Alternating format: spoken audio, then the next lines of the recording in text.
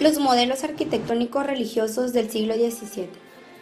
La notable preeminencia que llegó a tener en la administración religiosa el clero secular devino en el campo de la arquitectura no solo en el incautamiento de los edificios fundados por los regulares, sino en la modificación del paisaje urbano con la presencia de nuevas estructuras, que no solo exponían la modificación del aparato eclesiástico, sino la génesis de una geometría, que si bien no se expone una variante en la cobertura del espacio tal como se dio con los recintos monacales, prefigura una modalidad en la conciencia de la estética orientada hacia una apreciación más táctil que intelectual de las formas. Dos son los tipos de edificación en torno a los cuales se establecerán los usos y funciones propias de la tarea religiosa, al tiempo que serán también sujetos del devenir artístico del coloniaje. El modelo claustral ya ensayado e introducido para la arquitectura monacal del siglo XVI y que seguirá consistiendo en un recinto de la planta cuadrangular con patio en el centro y galerías compartimentadas en los flancos, y la parroquia que incorporada a otra estructura o aislada en el espacio urbano llegará a construir el gran índice plástico de la arquitectura virreinal. La institución parroquial se encarga de la administración religiosa de una porción territorial de la ciudad, bajo la tutela del párroco, auxiliado por los vicarios y dentro del marco de acción geográfica del obispado. Su edificación supone la participación activa de la colectividad que mediante la aportación económica en forma de limosnas y bajo la organización de cofradías y archicofradías orienta su fe religiosa en la materialización del recinto que acoge al santo bajo cuya tutela se rige la vida del barrio. Con ello se establece una modificación importante en el proceso de apropiación cultural que la colectividad hace de la arquitectura religiosa. Ya no se tratará en este momento de la participación obligada de la comunidad en forma de encomienda, en la erección de un monumento definido por el hermetismo de la simbología, sino de la afirmación de una voluntad colectiva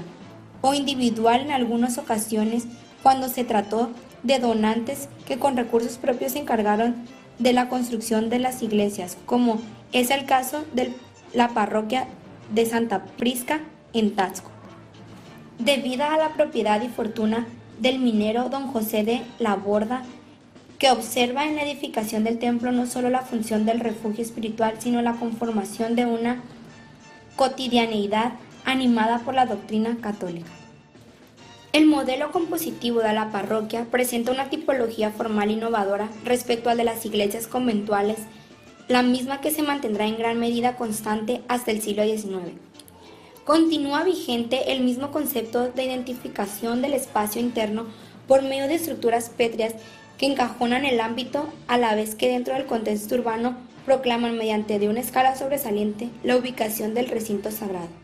El espacio interior sigue obedeciendo a la dinámica direccional de un eje longitudinal que partiendo de la puerta de acceso culmina en el presbiterio. La gran adición cualitativa se presenta en el preámbulo del altar principal con la ubicación de una nave transversal que da origen al crucero, elemento que rompe la tensión direccional del ambiente con la generación de un tercer eje vertical. Este enlace de ejes de composición se resuelve plasmáticamente con la construcción de una cúpula de planta generalmente octogonal, construida sobre un tambor que a su vez se apoya en los cuatro vértices del cruzamiento. En la mayoría de los casos, una serie de ventanillas aparecen sobre el cuerpo del tambor, amén de la característica linternilla, con accesos de luz, que se ubica al centro de la cúpula con la apariencia de enfatizar la presencia del eje vertical. Estas nuevas circunstancias vigorizan el carácter que adquiere el interior de la iglesia, estableciendo con la cúpula no solamente una nueva categoría formal, que será uno de los grandes acentos plásticos característicos de la arquitectura novohispana, sino también un nuevo código de simbolismos ambientales en el interior, al inducir la entrada de luz en el crucero más que como circunstancia destinada al uso del espacio, como alegoría de la presencia divina, provocando con ello un señalado constante luminoso de esta zona respecto del resto del templo. La cobertura de las naves se lleva a cabo generalmente mediante una bóveda corrida de medio cañón sostenida con arcos torales intermedios. En los lunetos que se forman entre el muro y el arranque de la bóveda suelen colocarse ventanas que permiten una iluminación homogénea y ajena a los significados rituales que se presentan en el crucero de la gran planta de cruz latina. El procedimiento constructivo empleado para estas edificaciones no varía respecto del que se utilizó para la arquitectura monacal del siglo XVI. La estática del conjunto opera ascensionalmente partiendo de la descarga natural de esfuerzos que la bóveda hace sobre los muros laterales de apoyo, que a su vez están conformados mediante la yuxtaposición de piedra en gruesas secciones que evitan el pandeo. En algunas ocasiones las columnas se enfatizan exteriormente, pero sin llegar a construir contrafuertes, con lo que por otra parte se pone de relieve la aparición de una tecnología constructiva sustentada por arquitectos que con dominio de la mecánica estructural de las mamposterías, que procura la eliminación de los elementos característicos de la arquitectura del siglo XVI. La planta de cruz latina que integra el patrón de la iglesia parroquial se completa con la disposición de dos torres campanarios simétricas al pie de la iglesia y flanqueando el acceso principal. De igual forma que en el ámbito interno, el cometido del espacio generado bajo la cúpula del crucero es el de señalar por medio del constante una variante en la sustancia de la atmósfera, en tanto que categoría simbólico-religiosa. En el exterior, las torres, además de sostener los juegos de campanas que comunican sonoramente a la comunidad el tiempo litúrgico, operan como un señalamiento que también, en este caso, se vale del contraste entre el cuerpo estático de la nave y la acelerada verticalización de su geometría. Otras dependencias secundarias integrantes del partido parroquial son la sacristía, recinto en donde se guardan los ornamentos sagrados y se prepara el sacerdote para las celebraciones, y el conjunto del cuadrante que contiene oficinas para el despacho de asuntos administrativos. Ejemplos notables de iglesias parroquiales son las de Santa Veracruz, construida por la Archicofradía de la Santa Cruz y que data de tiempos de la conquista, la iglesia de San Miguel, con sus torres pareadas de planta octogonal y los muros acabados con mosaico de tezontle, y la parroquia de Santa Prisca en Taxco, Guerrero, paradigma del espíritu ornamental del siglo XVIII. Una variante del edificio parroquial la constituye el santuario, iglesia construida para reverenciar el sitio en donde, según la tradición, se llevó a cabo alguna aparición milagrosa. El más importante es sin duda el Santuario de Guadalupe, edificado en el Cerro de Tepeyac, en base a un proyecto del arquitecto Pedro de Arrieta y dedicada al culto en 1709. Los santuarios destinados al culto de las advocaciones de la Virgen, como el de Ocatlán en Tlaxcala, contemplan la presencia de camarín, espacio adjunto al presbiterio y cuyo destino es la custodia de los ornamentos y vestuarios del santo patrón del templo. Muestras importantes de camarines se encuentran en las capillas denominadas Santa Casa de Loreto, como la de Tepoztlán, Estado de México, y la de la iglesia de San Felipe, en San Miguel de Allende, Estado de Guanajuato. Pese al desplazamiento que sufrieron dentro de la jerarquía religiosa de la Nueva España, las congregaciones regulares continuaron edificando recintos de planta claustral, destinados tanto a tareas de alojamiento y administración como los conventos cabecera de provincia, las mayores de San Francisco y de Santo Domingo, a la enseñanza, el seminario de Tepoztlán, y a las labores hospitalarias. Las grandes diferencias respecto a sus antecesores del siglo anterior se dan en la ubicación eminentemente urbana y el carácter mundano de sus decoraciones, principios del siglo XVII. La directriz que adquiere el establecimiento religioso parece procurar más la bondad del tránsito terrestre para las almas de la Grey católica que la amenaza apocalíptica a la que, dadas las condiciones del subsuelo de la Ciudad de México, muchos edificios tuvieron que ser reedificados varias veces, como del talento decorativo de los directores de obras, arquitectos y tallistas, todos ellos formados tanto en la península ibérica como en los talleres de la propia Nueva España. Amén de las tres primeras órdenes mendicantes. Se presentaron otras congregaciones dispuestas a la catequización. La Compañía de Jesús llega en 1572. Los Carmelitas Descalzos lo hacen en 1585. Los Mercedarios en 1593. Las órdenes laicas dedicadas a la fundación y administración de hospitales de asistencia caritativa se presentan a partir de 1604 con los Hipólitos y los Juaninos. Los Betlemitas lo hacen hasta 1674. La Orden de los Carmelitas Descalzos fue la última en construir un estricto apego a la imagen de pobreza que debía caracterizar a la gestión humilde del Evangelio. Sus recintos conventuales adoptan el plan del claustro con iglesia adosada lateralmente, desapareciendo como se verá en los conventos siguientes las dependencias ofrecidas a la población indígena, capilla esposa y abierta, dedicados a la contemplación y el estudio dentro de un modo de vida rigurosamente ascético.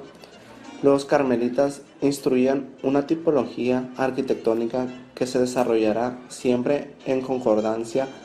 a las regulaciones y proporciones geométricas establecidas para la generalidad de la orden, y que estuvieron señaladas fundamentalmente por una notable austeridad en la aplicación ornamental y el trazo de espacios que atendían tan solo a lo estrictamente elemental para el desarrollo de la vida cotidiana de la comunidad, manteniéndola a una muy prudente distancia de todo aquello que pudiera presentar regocijos materiales a través de la propia arquitectura. De esta manera nos encontramos con patios de muy reducidas dimensiones definidos por claustros de un solo nivel, en donde la sucesión de arquerías y pilastras intermedias da lugar a ritmos apretados en consonancia con un repertorio de gran pureza geométrica y austeridad formal. El templo carmelita adolece de inscripción ornamental en las portadas, mantiene viva la presencia de la espadaña como símbolo de pobreza económica y apenas atiende a la jerarquía de la portada principal en la fachada de acceso, mediante la creación de un breve pórtico que recuerda el nártex de la arquitectura griega como preámbulo al ingreso propiamente. El sistema decorativo es lineal y plano, buscando para ello, tal como acontece en el interior del patio conventual. No se puede dejar de mencionar, como hecho sobresaliente de este conjunto, las aplicaciones de azulejo de Talavera, que se hicieron en las zonas de lavabos y que junto con los correspondientes del convento de San Diego en Churubusco, presentes en Lambrines y Rodapiés, constituyen magníficos ejemplos de la presencia de un material que, sin ser por sí mismo ostentoso, origina combinaciones de una riqueza estética excepcional, variante simbólica del convento urbano carmelita en el Santo Desierto, construido en sitios aislados con el propósito de representar las cuevas de ermitaños del monte Oreb,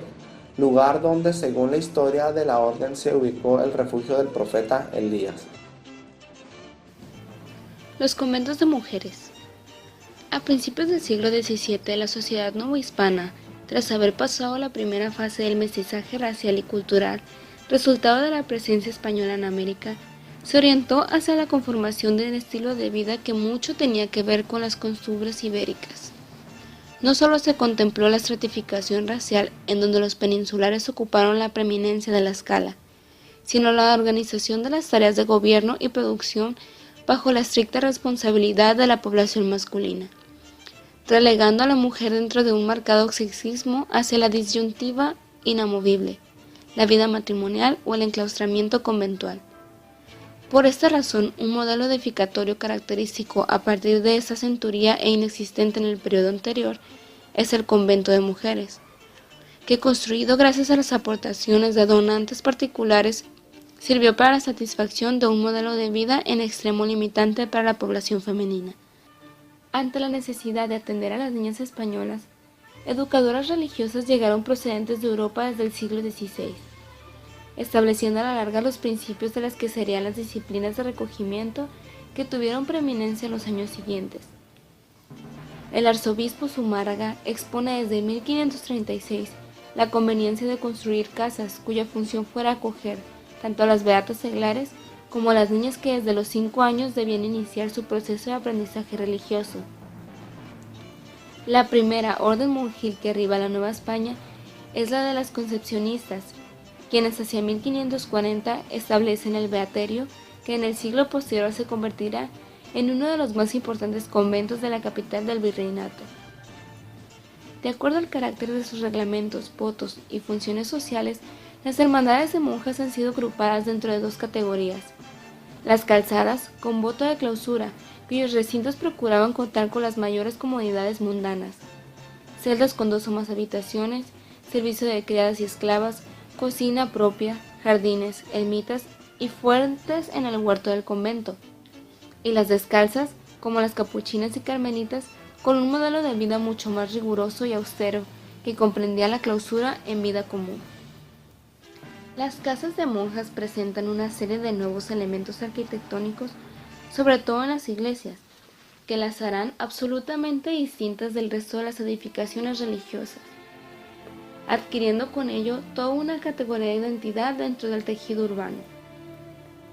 El templo adjunto al claustro monjil se manifiesta externadamente con un insuscitado propósito de pérdida de singularidad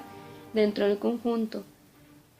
tal como nunca se volvió a presentar en la historia de las tipologías arquitectónicas mexicanas dedicadas al culto religioso. Una sola nave adosada al costado del recinto claustral presenta como fachada principal a la paralela al eje longitudinal de la iglesia. A su vez, la correspondiente al poniente, tradicionalmente la de acceso, concluye externamente en un muro ciego exento de todo afán distintivo. 2 puertas gemelas abiertas sobre la fachada principal atienden más a la simbología, estando dedicadas a San José y a la Virgen María, que a una intención de mero funcionamiento práctico, toda vez que se localizan contiguas la una de la otra y presentan no solo igualdad de dimensiones, sino también de programas de ornato en función de los márgenes, a que dio lugar el estilo decorativo vigente en el momento de la edificación de la iglesia. Una sola torre campanario se desplanta en una de las esquinas del conjunto, con lo que se termina de establecer la total divergencia respecto a las parroquias y de las iglesias pertenecientes a los conventos para varones. El interior del recinto induce a la apreciación dentro de una modalidad distinta al resto de las iglesias novohispanas. La penetración lateral y casi al centro de la nave no permite la visión inmediata del presbiterio como foco de atracción material y simbólica del edificio.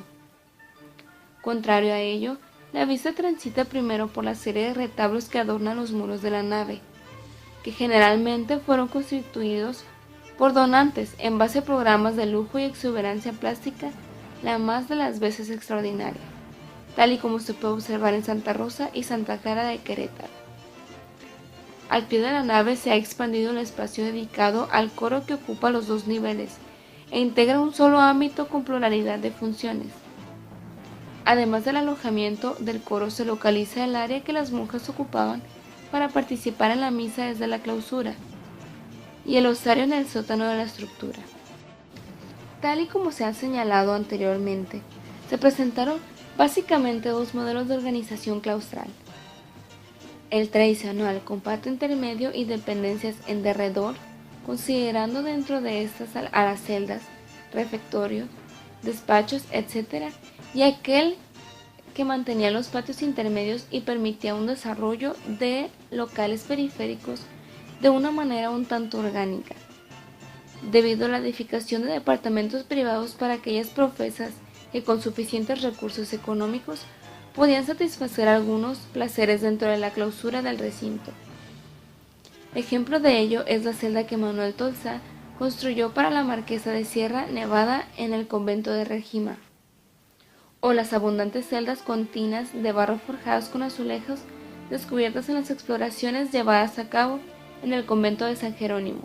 la casa conventual de Sor Juana Inés de la Cruz. Múltiples variaciones arquitectónicas, aunadas a los efectos de transformación de las ciudades, han dado lugar a la paulatina desaparición de los conjuntos mojiles, en algunos casos como el de Corpus Christi, edificado por el arquitecto Pedro de Arrieta y destinado a la clausura exclusiva de todas aquellas doncellas descendientes de nobles indígenas. Se conserva solo la estructura de la iglesia, atípica dentro de los patrones ya señalados para este tipo de recintos.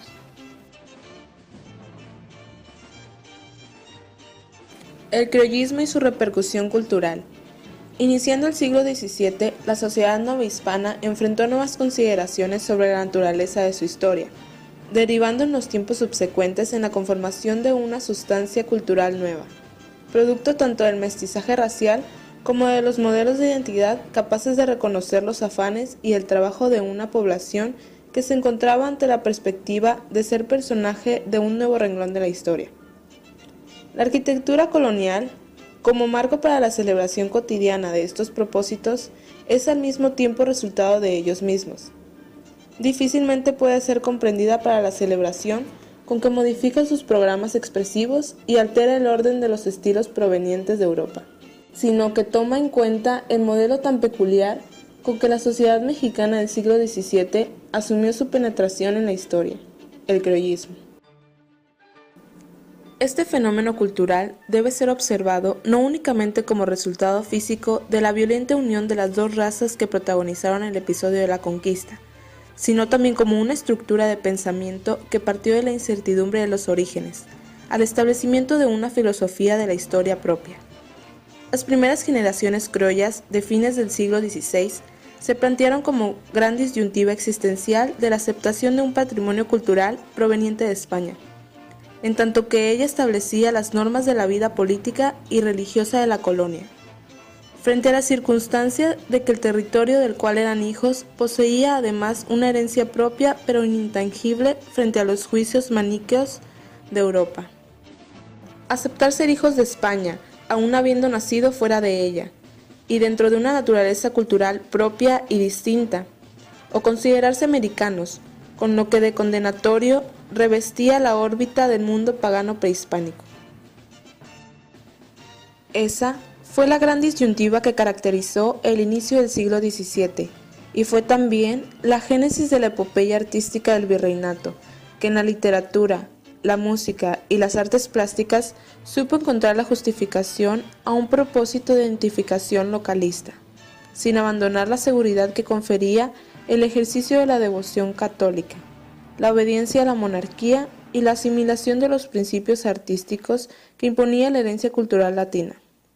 El criollo ilustrado, como Juana Inés de la Cruz, adquiere la conciencia de que habita un mundo nuevo, que por siglos escapó de las especulaciones, no solo de la ciencia, sino de la religión misma, dado que en ningún párrafo de los múltiples tratados de teología ni de las sagradas escrituras se hace mención del continente americano, un mundo nuevo, susceptible de asimilar lo relevante de la cultura europea para forjar dentro de él la esperanza de la perfección humana. Vienen dentro de un marco en donde caben lo mismo, utopías que reflexiones del pretérito, capaces de apoyar la certeza de que la nueva historia principia donde confluyen los alientos de lo indígena y lo occidental. La Nueva España inventa su propio sueño de modernidad y adopta como estilo artístico trascendente al barroco. Si bien la alta cultura virreinal acepta como propio el prestigio del pasado indígena, será preferentemente a partir de los modelos europeos contemporáneos que los arquitectos, literatos y pintores iniciaron el tejido de sus invenciones con la certeza de que en ningún momento podían ser acusados de desacato a los dictados artísticos de la península, aunque sí de soberbia al asumir la originalidad. La religión siguió operando como desde el siglo anterior, como el lugar común, que lo mismo es patrono de las artes, siempre como medio para honrar a Dios, que inquieta a los talentos a procurar nuevos canales de expresión artística, terminando por ser el territorio de reposo en donde se satisface la vocación piadosa de la sociedad en su conjunto. Jorge Alberto Manrique ha dicho respecto a la fusión de pasados gloriosos: la mitología náhuatl y la grecolatina se unen en el mundo criollo de la Nueva España y se unen en el centro de la conciencia del tiempo, la religión. Por ello, la religión se anticipa a la política y al arte en sus afanes de inventar la raigambre que sujete a la cultura de la nueva tierra, y así de este modo seguir siendo como en el tiempo prehispánico: razón, principio de vida social y filosofía de la existencia. Por esto, también anticipándose al resto de las acciones colectivas, la religión se ve urgida a encontrar santos locales, que le permitan justificar la universalidad de las acciones y demostrar que a pesar del olvido divino del continente americano, rápidamente la doctrina católica encauzada por España no solo finca raíces, sino se ve muy pronto los frutos de su piedad. La Virgen de Guadalupe, los niños mártires tlaxcaltecas, San Felipe de Jesús y Santa Rosa de Lima son para la reflexión de la cultura hispanoamericana producto del proceso de creación de la mentalidad criolla, que así como procuró, con ayuda de la religión, cristalizar un sueño de identidad, en el arte y con la arquitectura, exaltó variaciones de un estilo en torno al cual tejió sus diferencias respecto al orbe occidental, el barroco.